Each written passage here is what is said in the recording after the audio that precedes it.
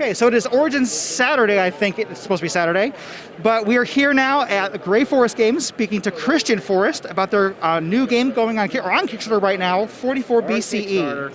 We have, let's see, officially 5 days left for another 2 hours. So, and then it'll be down to 4.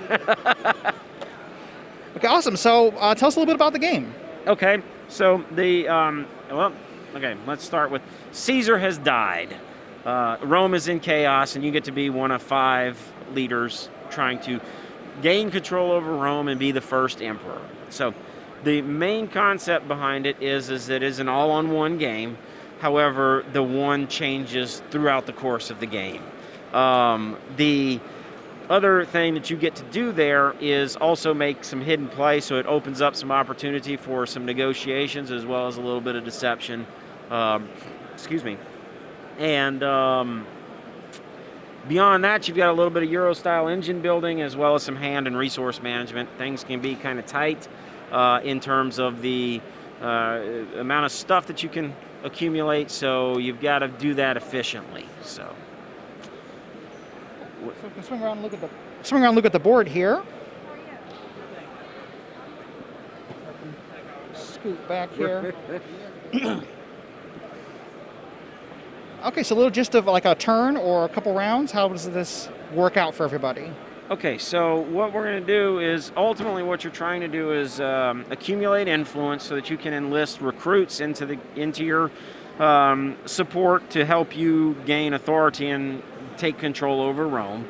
So first we're going to build structures in Rome, which will help us to accumulate more and more influence as we go through the game.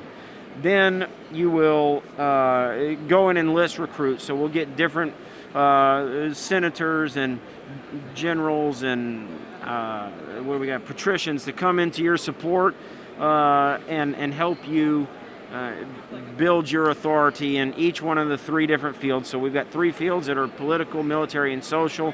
And so in order to kind of take control over Rome, you've got to control 2 of those fields. So once you've had an opportunity to get your influence and recruit these folks into your service, then we're going to have a phase where you're going to discard. You've got to have a limit, or there is a limit of 7 cards and cubes that you can hold at that point. So if you haven't been efficient, you may end up throwing things away. After that, what's going to happen is the leader, or the Imperium Maius, is going to hide his player mat behind his screen, and then make commitments in secret in those 3 different fields, trying to maintain control over at least 2 of them. At that point, then, all the suitors, all the other players playing in the game will get to negotiate. How are we going to... We saw what he had. This is what we think he did. How are we going to gain control of at least 2 of those 3 fields? And then, like I said earlier, just for kind of a little bit of intrigue, they get to hide their player mats behind their screens. And then, one of the things we've, I think, made clear in the rules is no agreements are binding, right? So, maybe a little bit of chaos, maybe a little bit of trickery. We'll see what happens. And then after that, everybody reveals, and we figure out who controls the 3 fields, and then we'll figure out who gets the Imperium Maius in the next year. And then we do a little bit of cleanup and go again 6 times, and that's the game. Okay. And we did get a chance to play this on Wednesday night. I think so. Yeah, it was Wednesday. It was one of these days we got to play, and I ended up winning by 1 point.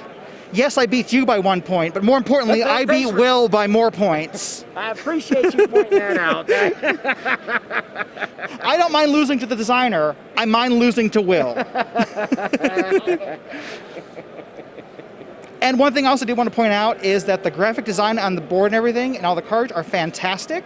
Thank you. And those are done by your wife, correct? She's done the graphic design, yeah. We had, we've had a couple of illustrators do the artwork on there, but Kelly has laid everything out in terms of the graphic design and where it's going to be, and design the cards and the tiles, and the structure of the board, player mats, everything else. Yeah, so. the round reminders is really good if you remember to do it. Like we do the first couple turns, but of course we forget to do it. But I do like how that's laid out and everything, and it's really helpful to remind you. Is like, oh, these are the steps. But they're also at the bottom of the player board, so you can remember that as well. Yeah, they are there. It is helpful because I am the worst about it because I've played it so many times that I don't need it anymore. But it's really helpful because the biggest thing I think that it does, especially for new players, is it breaks down which structures can be activated during this phase. So you're not having to guess about, oh wait, can I use this one now or not?